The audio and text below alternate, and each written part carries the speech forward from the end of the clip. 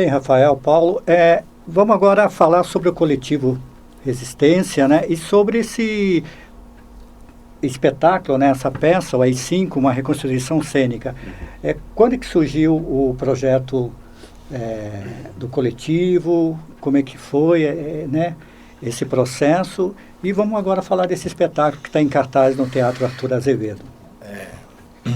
O AI-5 nasce numa ressaca moral, digamos assim. Em 2016, a gente teve um susto, né? Quando a gente viu finalmente todos os deputados federais falando na televisão, fazendo um voto contra a presidenta Dilma Rousseff, naquele golpe. E eu fiquei assustado com aquilo. Por coincidência, nessa mesma época dessa votação, eu estava lendo um livro do professor Hélio Gaspari, chamado As Forças Armadas. São 5 livros, né? Mas estava lendo o primeiro, que é A Ditadura Envergonhada. E num dos capítulos do livro, chamado Missa Negra, ele fala do dia 13 de dezembro de 68, que é a reunião do Conselho de Segurança Nacional do Costa e Silva com todos os ministros do governo da ditadura militar, civil-militar. E aí eu vi que o Hélio colocava as falas dos ministros, como se ele estivesse lá dentro da sala. Eu achei isso curioso. Falei, como assim? Ele tem... De onde ele achou isso, né? E aí eu fui atrás e descobri que a Comissão da Verdade, no começo dos anos 2000, conseguiu liberar a ata original dessa reunião, que ela foi feita, e os áudios, inclusive os áudios gravados desses homens falando. Eu achei isso extremamente cênico. Eu pensei, fui na loucura, por que não chamar 20 atores e tentar encenar essa reunião? Fazer de novo, fazer as pessoas assistirem essa reunião de 68, hoje, em 2016, na época, né? E aí eu comecei a mandar mensagem para centenas de atores, falando da ideia. Mas eu não tinha patrocínio nenhum, não tinha edital nenhum, não tinha nada, só tinha uma ideia, não tinha nem espaço para fazer a encenação. Eu só tinha a ideia. Mas dessas centenas de atores que eu mandei, era bem importante que todos os atores fossem atores, não atrizes. Porque na reunião do Costa e Silva, a gente tinha só homens brancos. E assim que o Temer assumiu o poder, ele só tinha à sua volta homens brancos. E eu falei, é um ponto de reflexão. Independente como a plateia vai ler isso, ela vai fazer uma ponte, uma reflexão a partir disso. E, sorte, muitos atores gostaram da ideia e falaram, tá bom, a gente topa. E aí eu reuni as pessoas em 3 encontros, porque como também não tinha dinheiro, também não tinha como ensaiar a peça. Um amigo tinha um espaço, abrindo um espaço lá na Zona Norte, que nem existe mais, que é o Habitat Cultural. Eu reuni as pessoas e falei, vamos ler a ata, vamos ler. 3 horas de leitura, tava todo mundo dormindo no final, porque é prolixo, é repetitivo, é um linguajar burocrático de 68. Foi bem cansativo. Aí no segundo encontro eu fiz alguns cortes, a gente leu de novo e os atores deram ideias. Eu vejo muito sangue nessa peça. Eu vejo uma mesa nessa peça. Eu vejo... Cada um foi falando algumas imagens. E aí, no terceiro encontro, era a pré-estreia já. Porque aí já tinha mesa. E no dia seguinte, a gente estreava. E os atores não sabiam como seria. Eles vieram, teve até um certo receio. Não teve tanto público no início, porque eles falavam, será que vai ser bom isso? Não vou chamar muita gente. Mas eles viram que a ideia era boa. Chamamos os amigos mais próximos. E aos poucos o espetáculo foi ganhando cada vez mais corpo. Porque um ator vinha e começava no final da fala do ministro a gritar, eu digo sim, senhor presidente, sim, sim, sim, igual à votação. O outro trazia um pato e colocava em cima da mesa. As pontes, os próprios atores iam fazendo as pontes, os links entre 68 e 2016. E eu de fora vendo, eu falava, isso é forçado, isso é ilustrativo, isso não precisa, isso é importante, isso vamos manter. Isso é muito. Isso é demais. Você vai fazendo essa filtragem, esse filtro, a cada apresentação. Mas isso continua até hoje, porque é uma característica do espetáculo, isso é um dado performativo. Os atores continuam trazendo cada vez coisas novas e incríveis. Às vezes não tanto, mas... É o que torna a peça mais atual, na verdade, né? Ontem mesmo teve nunca vi uma peça tão atual assim, que vocês conseguem pegar o que aconteceu agora, ontem, e já trazer e colocar e discutir isso e fazer essa junção, né? Esse link com... E você estava nesse início também, desse processo? Sim, eu só não fui nessa primeira que todo mundo dormiu, porque eu ainda não sabia do projeto, não sabia da existência. E aí um amigo meu me falou, Rafa, tem um amigo meu que está precisando de atores para um projeto que ele está montando e tal. Quando ele falou que era do AI-5, eu falei assim, bora, vamos lá. E aí eu comecei a conversar com o Maeda, até então não conhecia, foi o Paulo Maeda. Um dos poucos atores que eu não conhecia da mesa. E aí só você, mandei para ele. Foi, só você. Eu conheço todo. O Maeda conhece São Paulo inteiro, né? Então, como eu não era de São Paulo, eu me conhecia. Então, e aí a gente começou a entrar em contato, ele falou, vou te passar um ministro. Aí eu falei, legal, eu vou te mandar o texto todo para você ler. E eu li e fiquei muito assustado. Eu falei, peraí, mas parece que todo mundo concorda. Parece que todo mundo tem a mesma opinião e é uma coisa muito forte. Eu falei, como que vai ser isso, né? De que forma a gente vai falar isso? Porque era uma preocupação minha que a gente fizesse de uma forma bem sutil, bem dramática, e caísse no entendimento que nós éramos a favor disso, né? Nós, como atores, a gente se posicionava simplesmente querendo fazer uma documentação disso e não necessariamente criticando. Então essa era uma preocupação muito grande e perguntei para... Eu falei, não, vamos trabalhar, vamos ter ruídos e tal, né? Acho muito legal essa palavra, os ruídos. E aí, que vão ter as coisas acontecendo durante o espetáculo. E a gente vai trazer, sim. Eu falei, então, eu fico mais tranquilo. E quando eu cheguei e vi também todo mundo abraçando essa causa, né? Todos os atores, porque o AI-5 nunca ficou vazio na mesa, por exemplo. Sempre tem alguém para fazer, sempre tem alguém que abraça e traz a sua escola, e traz a mesa. Ela é uma loucura, porque ela é uma grande escola. É bem heterogêneo, né? A gente nunca se ensaiou, a gente nunca chegou num tom dominante, que era o que meu professor falava, tem um tom dominante do espetáculo, então todo mundo vai nele.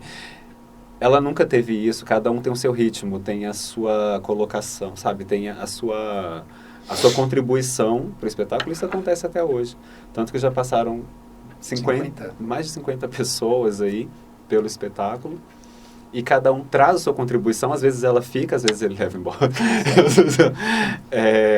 E quando fica é muito legal também, porque a próxima pessoa que vai fazer esse ministro, ela pega isso e agrega outras coisas também, uma criação própria.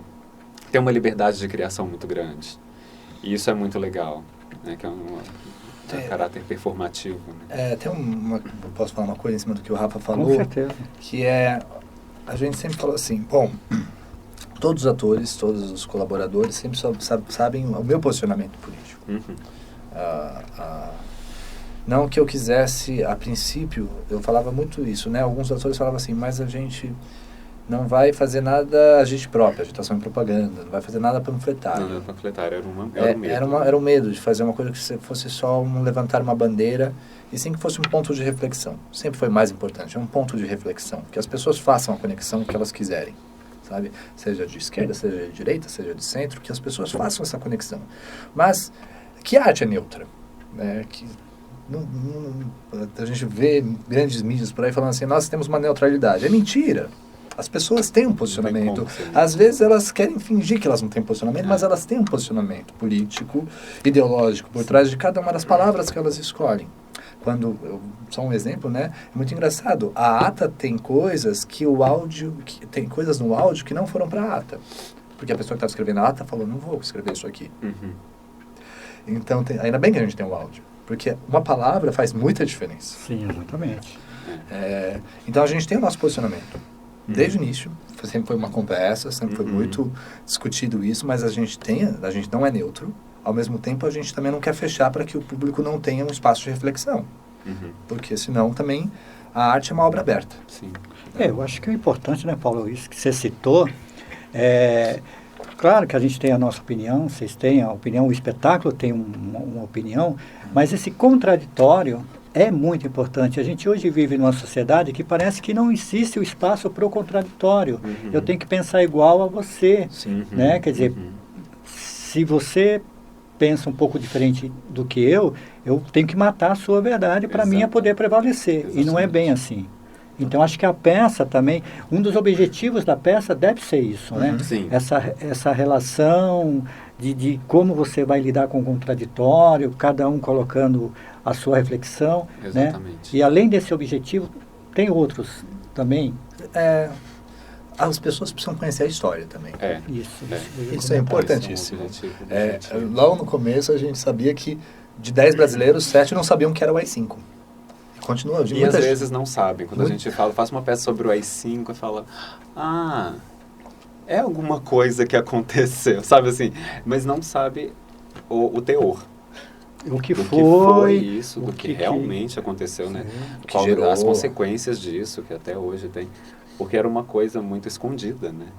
As pessoas não sabiam do que aconteceu, não tinha essa informação, não tinha as mídias sociais. Ou os livros de história muito ampassados. Teve o AI-5 em 68, foi isso. Que deixou a ditadura mais pesada. Disseminou a ditadura no Brasil, mas ninguém sabe o que foi a ditadura no Brasil. A não ser por isso, né? E eu também já trabalhei num espetáculo em BH, quando eu tive contato com o teatro político, que chamava Tortura, que era um espetáculo também que falava dessa era, onde tinham relatos oficiais das pessoas e a gente transformou também, a peça foi transformada, né, pelo Wellington, que foi o criador do espetáculo, de acordo com o depoimento das pessoas sobre o que eram as torturas durante a ditadura militar. E foi por isso que o AI-5 me comprou para entrar e agregar e fazer parte disso e falar disso até hoje, né?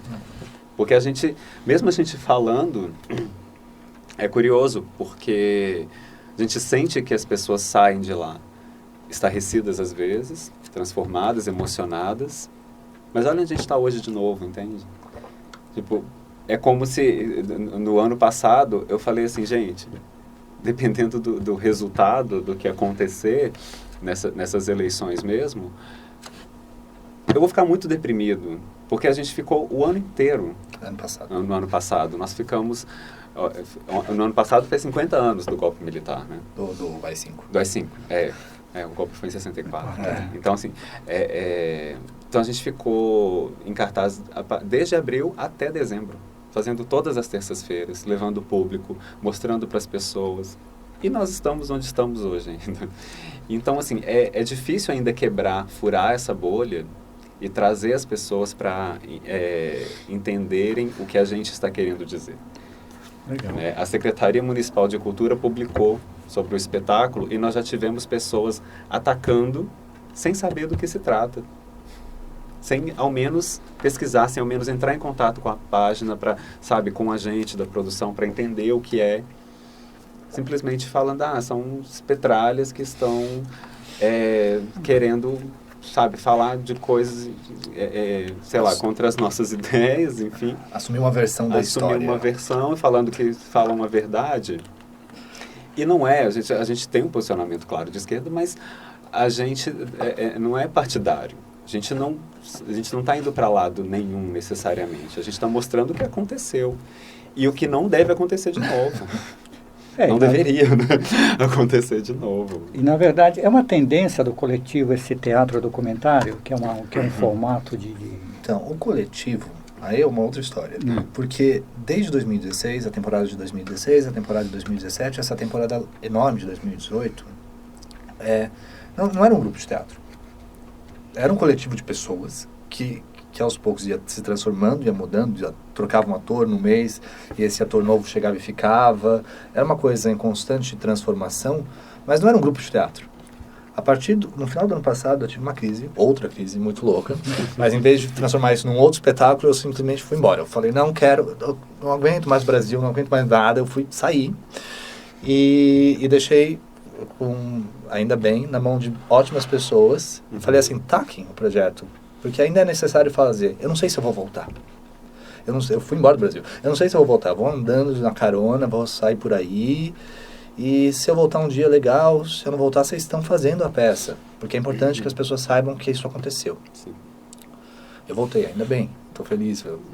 Transformações pessoais, enfim, tudo mais.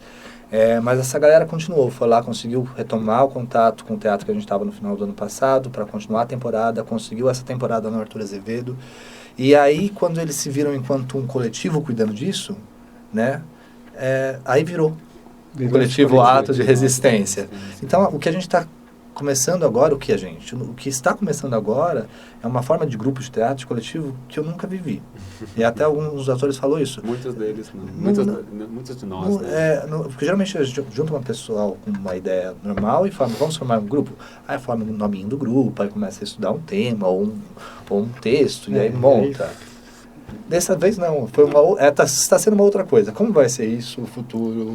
E é muito legal, porque o coletivo Ato de Resistência, ele está ganhando também outro alcance visionário também, né? Porque as pessoas trazem as escolas, né, delas, assim, e contribuem para que isso aconteça. Então, nessa produção, né, nova que o Maeda passou, né, e confiou o projeto, tem a Letícia Negrete, por exemplo, que é uma atriz feminista, tem uma visão, ela trouxe coisas também bastante importantes para a gente discutir, para colocar na mesa, né? Tem o Renato Mendes também, que tem uma vivência muito grande, tem o Rodolfo Moraes, que também tem uma vasta experiência. O Renato também tem muita propriedade em dramaturgia, né? História, sim. E história. Então, assim, então todo esse coletivo, ele passou a funcionar de uma forma mais... a gente se organizou de uma forma produtiva mesmo, né? Que antes era um ajuntado. Chegavam, o elenco chegava, sempre tinha gente, todo mundo, a gente se dava toques e tal... E agora a gente consegue direcionar melhor também, e em coletivo com o Maeda, que retornou para a gente, né? Que voltou para continuar essa trajetória, continuar somando, porque a gente não vê sentido em acabar com esse projeto. Ele é necessário, sabe? Ele é necessário, e a gente vai encontrar pessoas que continuam entendendo a importância dele continuar vivo, entende? E vocês estão agora no Teatro Arthur Azevedo. Uhum. Vamos falar um pouquinho do serviço? Vocês ficam até quando? Horário, dia? A gente tem mais esse final de semana, sexta e sábado às 21 horas, domingo às 19. Isso. Lá no Teatro Arthur Azevedo.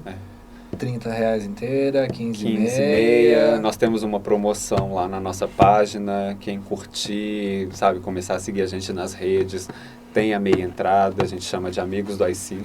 Nossa! Como é que as redes sociais, como é que a gente acha? AI5 Teatro. @AI5 Teatro, né? Tanto no Instagram quanto no Facebook.